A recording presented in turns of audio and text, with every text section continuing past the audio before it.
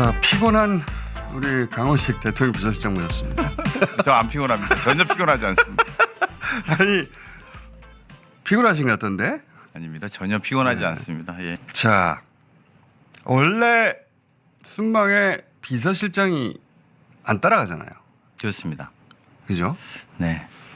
그래서 안 따라가는 줄 알았는데 대통령이 일본 떠나기 5시간 전쯤에 미국의 비서실장이 한다고 해서 다들 놀랐거든요. 네. 미국 가는 게 언제 정해진 거예요? 저희가 처음 접촉한 건 첫 번째 통상협상을 하고 난 직후입니다. 첫 번째 통상협상을 하고 나서 사실은 그 첫 번째 통상협상을 할 때까지 즉 우리가 3,500억 불을 하기로 한다. 여기까지 전까지의 프로세스에서 저희가 종교인들 뭐 기업인들 할 것 없이 미국과 선을 닿는 모든 분들을 다 만나서 협조 요청 및 지원들을 요청해 왔을 거 아니겠습니까? 근데 그렇게 해도 되게 사실은 우리가 직접 아는 게 없어서 많이 좀 답답했다 이런 인식들이 좀 있었습니다. 이 구조로 보면 정해져 있습니다. 이 파트너들이. 그러니까 즉 USTR의 그리어라고 하는 분은 이제 통상교섭본부장과 커뮤니케이션을 하고요. 상무장관인 러트닉이라는 분은 이제 투자라든지 구매를 이야기하는데요. 그럼 우리나라 산업부 장관하고 커뮤니케이션하고 그 재무를 담당하고 있는 베센트라고 하는 장관은 우리의 기재부총리랑 이야기를 하는 파트너가 됩니다. 그 다음에 그 루비오라고 하는 안보실장은 우리의 안보실장 또는 외교부 장관하고 둘 다 하시는 막강한 분인데. 네. 그래서 이 전체가 다 개별적으로 칸막이가 쳐져서 협상이 되는데 소위 정무라인이라고 하는 판단이 필요하겠다. 이런 판단을 왜냐하면 했잖아요. 조금씩 다르잖아요. 그죠? 다 다릅니다. 그러니까. 그리고 저기에서 임기를 끝까지 하는 두 명의 저희가 사전에 본 두 명의 사람이 있다면 하나가 부통령이고 또 하나가 비서실장이었습니다. 것이다. 그래서 이건 사실은 오늘 총리 우리 김민석 총리하고 그런 이야기를 나눈 적이 있습니다. 그래서 총리께서 부통령을 어떻게 좀 컨택을 해봤으면 좋겠다. 아하. 그리고 비서실장은 내가 컨택해보겠다. 각자 카운터파트를 정해. 왜냐하면 이렇게 해야지만 이게 종합적인 그림을 우리 쪽에서 먼저 제안한 거라면서요? 그렇습니다. 그래서 굉장한 아이디어인데. 네, 그건 같이 이제 이야기를 여러분들이 했었고 그게 3주 정도 전이었습니다. 3주? 예, 그리고 그때 그래서 제가 당정대 협의회에서 8월 10일이었던 것 같은데요. 협의회에서 그런 표현을 합니다. 우리가 정책 결정권자의 통상교섭 이 첫 번째 협상이 끝나고 정책 결정권자와의 긴밀한 소통 채널이 필요하다라는 것에 필요하다는 것을 느끼게 됐다. 그 이렇게. 말이 그 말이었구나. 네, 그래서 그때 두리뭉실하게 얘기해가지고 네. 그게 비서실장끼리 만나러 간다는지 어떻게 알았겠어요? 네, 그래서 말씀드린 것처럼 그런 준비를 그때 진행을 했고 확정은 2주 정도 전에 됐습니다. 출발할 때쯤 정확하게 확정은 일주일 정도 전에 됐고요. 2주, 예, 그렇게 일주일 정도 전에 날짜는 정해져 있는 날짜였습니다. 우리가 그런 제안을 할 때 아까 이제 각 칸막이가 쳐져 있다 그런 말씀하셨는데 제가 전에 듣기로는 루비오 국무장관 겸 안보실장이 굉장히 세게 나왔고 그러면서 다른 칸막이 쪽에서 했던 걸 막 그거는 뒤엎을 수도 있다고 이렇게 세게 나오기도 하고 그런 것과 또 관련된 거 아닙니까? 이게 진짜 루비오의 뜻이야? 아니면 트럼프 대통령의 본 뜻이 이거야? 이걸 확인할 필요가 있잖아요. 그렇습니다. 그렇죠. 네. 루비오보다는 아마 방금 말씀하신 분은 러트닉이라고 하는 상무장관일 겁니다. 상무장관이. 그 파트는 우리 대통령실에서는 정책실장이 맡고 있고요. 그러니까 안보실장은 루비오. 막 엎으려고도 하는데 이거 트럼프 대통령이 뜻이 아니면 실무자가 지금 블러핑하는 거야. 외교적으로 판단해야 되는데. 그렇습니다. 그렇다면은 칸막이를 다 통화하는 누군가가 소통을 해야 되겠다. 이런 필요성을 느낀 거 아닙니까? 그렇게 되고 야.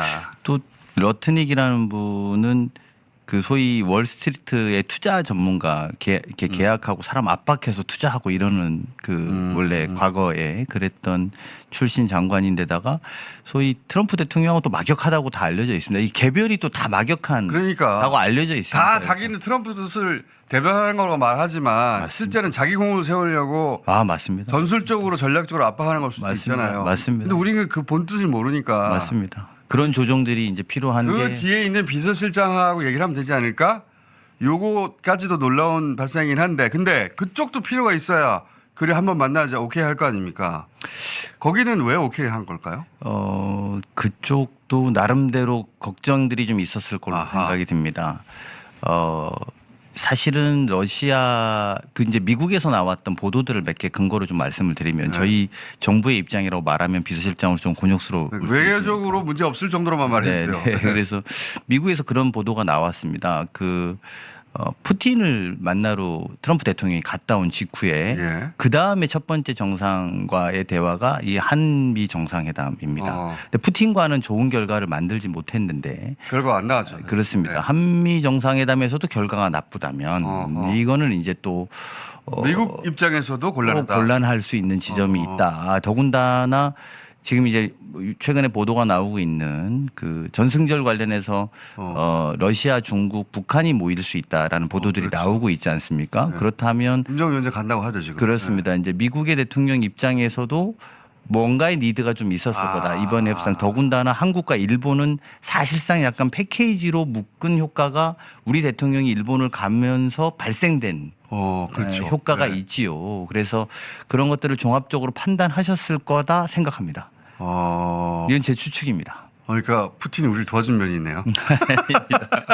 그러니까 미국 국내적 필요가 있어야 안 되겠다. 우리도 긴밀하게 그러니까 협상단에만 맡겨놓을 게 아니라 협상단이야 블러핑도 하고 뭐 우는 소리도 했다가 그러는 건데 그 뒤에서 차분하게 실제 챙길 사람 챙겨야 되겠다. 그게 이제 비서실장 간의 핫라인인데 우리 필요도 있었지만 미국의 필요도 있었다. 네, 말씀드린 것처럼. 야. 그리고 이거 있지 않습니까? 한미 동맹의 현대화라고 루비오 장관을 제가 거론한 이유가 한미 동맹의 현대화 또는 뭐 전략적 유연성 유연화 이 요구가 실제로 있었잖아요. 그죠? 근데 이재명 대통령이 기내에서 옆에서 대변인 계속 말리는데 계속 말씀을 하세요. 굳이 일부러 말씀하신 것 같은데 보니까 나중에 이 메시지가 전달되라고. 그 전략적 유연성 동의하기 어렵다. 그리고 우리 외교 근간이 한미 동맹이긴 하지만 중국과 절연하고 살 수는 없지 않느냐. 이 말씀 하시거든요. 이 짧은 영상으로 직접 보시죠 우선. 우리 외교의 기본은 근간은 한미 동맹이죠. 그렇다고 해서 중국과 절연할 거냐? 절연하고 살 수 있습니까? 절연 안 하는 걸 친중이다. 그런 의미의 친중이라고 해야죠. 위안화에 대한 요구가 있는 건 사실이지만 또 우리 입장에서는 그렇게 쉽게 동의하기 어려운 문제라서 이게 우리 레드라인이었죠. 그죠? 네, 맞습니다. 대통령이 만약 미국이 레드라인을 넘어설 걸 요구하면 거절하고 돌아올 생각도 있으셨던 거죠. 제가 쉽게 말씀드리기는 어렵습니다만 예. 협상을 앞두고 모든 가능성을 배제한 것은 없습니다. 그죠. 네. 근데 이거 다시 한번 루비오가 그렇게 강하게 나온다면 이게 루비오의 생각인지 트럼프 대통령의 생각인지 확인할 필요가 있었던 것이고 그 대상이 수지 와일스 비서실장이었던 거죠. 그렇습니다. 근데 제가 궁금한 건 비서실장으로서 그럼 주어진 임무는 뭐였습니까? 가기 전에 비서실장 당신 이걸 꼭 해내야 돼. 주어진 임무가 뭐였어요? 그 말씀드린 것처럼 우리는 다양한 채널이 되게 필요했고 그리고 정책 결정권자들 중에서도 아까 말씀드린 건 부통령, 비서실장은 임기 끝까지 가는 사람이다. 다른 분들은 성과에 따라서 중간에 그만둘 수도 있습니다. 그러니까 정치적 운명을 같이 하는 사람들에 본인도 그럼 대해서 끝까지 가는 거예요?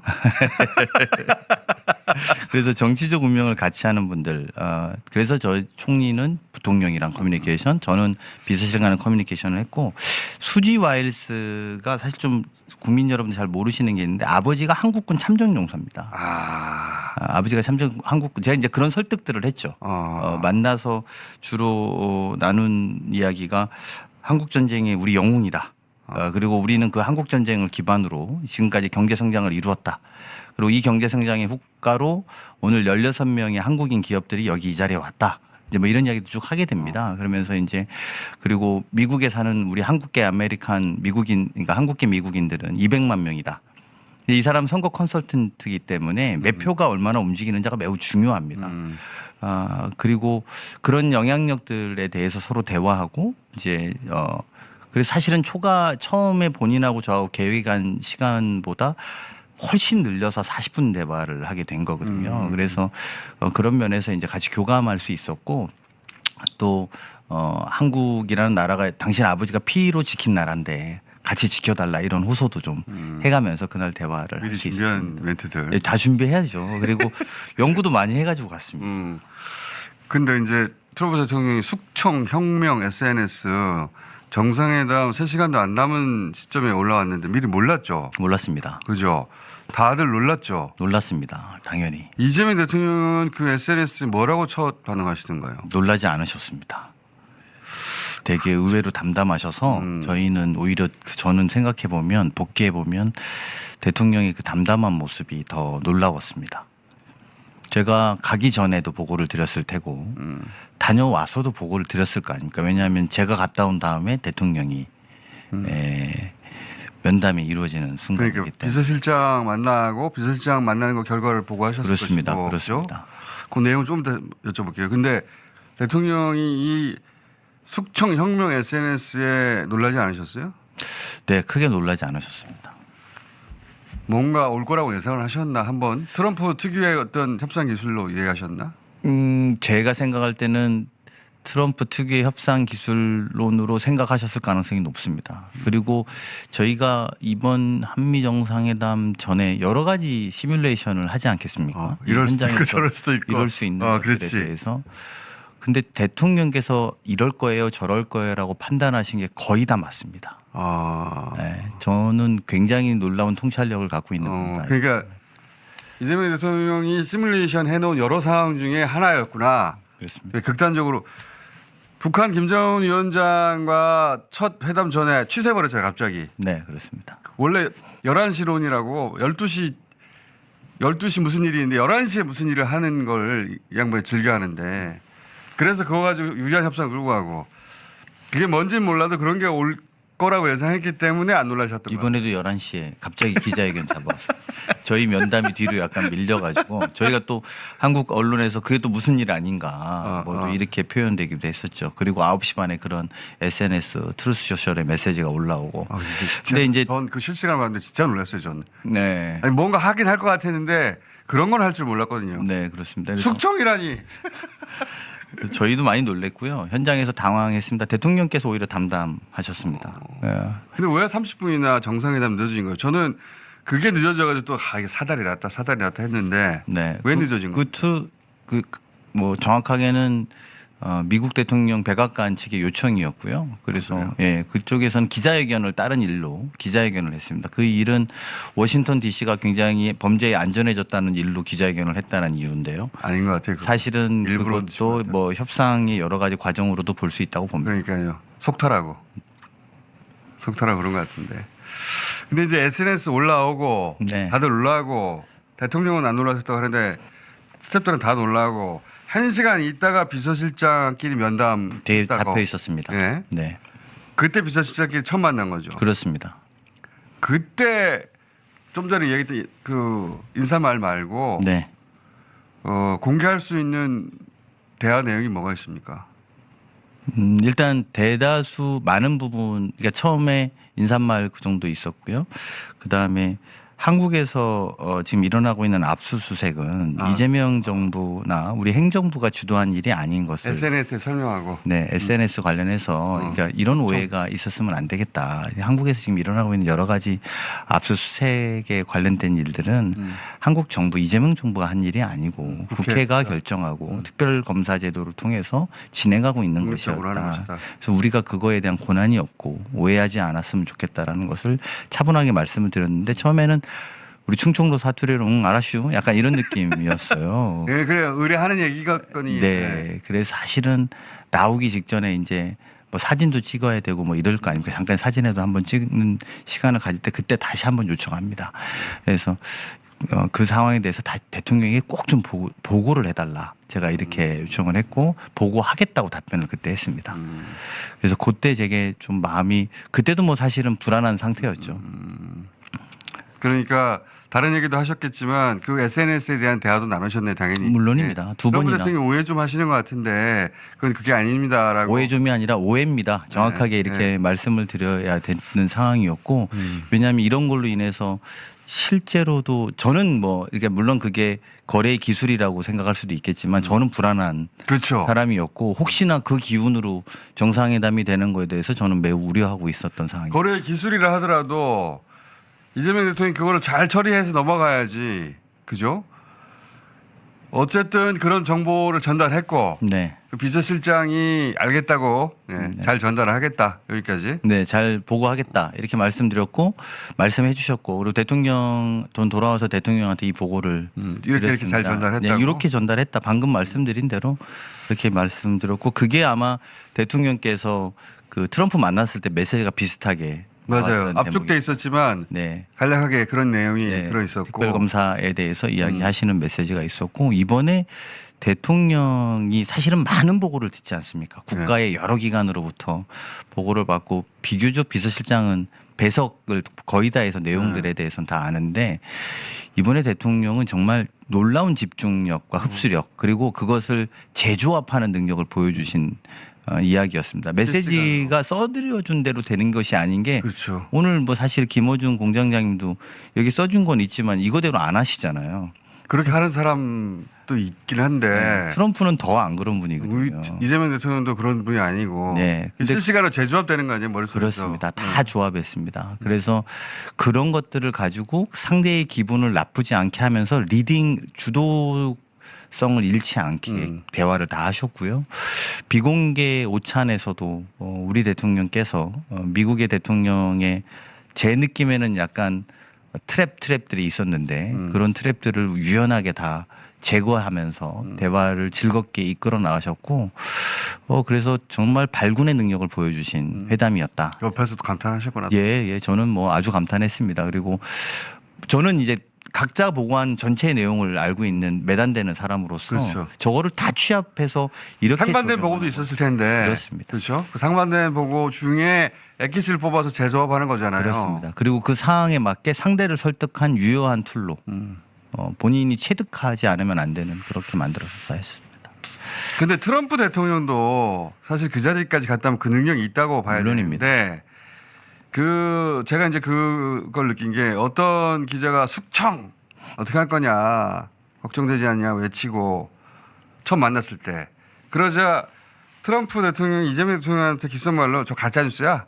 백신 뉴스라고 하죠. 예, 요거 영상 잠깐 보시죠.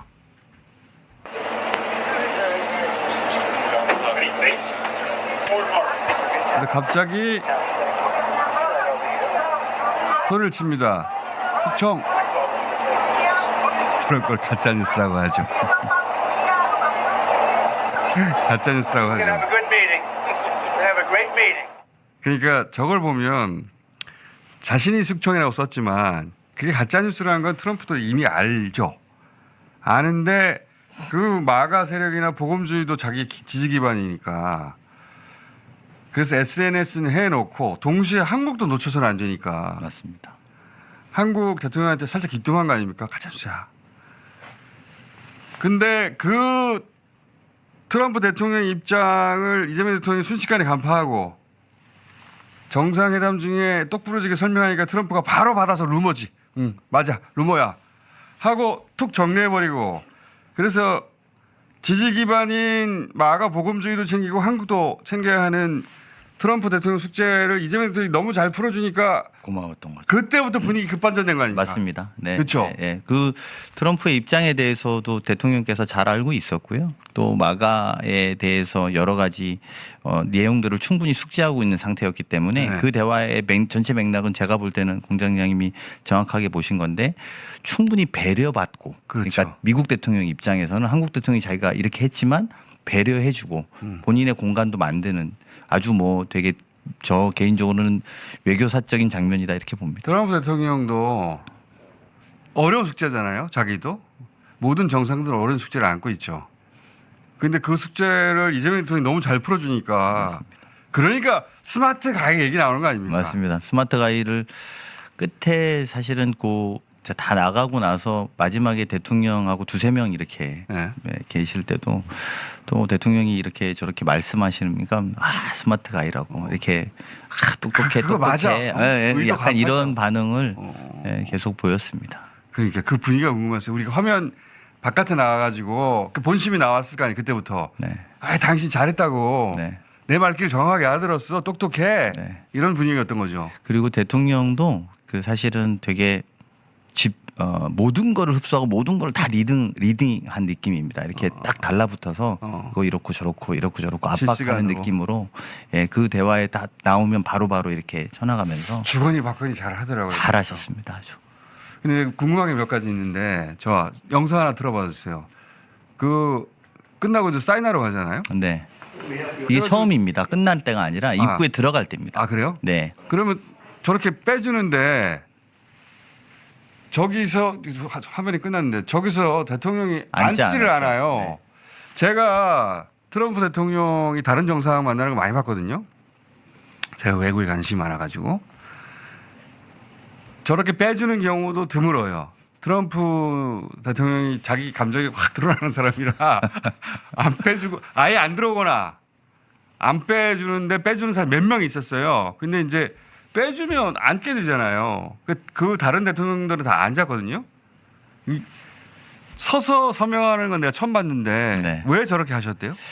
대통령 제가 따로 여쭤보진 않았습니다. 다음에 출연하게 되면 여쭤보고 꼭 갖고 올게요. 물어봤어요. 예. 근데 대통령이 이번에 정상회담 모든 장소에서 의자 끝에 걸터 앉았고 허리를 그러셨더라. 허리를 꼿꼿하게 꼿꼿이 서가지고. 사게 세우고 있었습니다.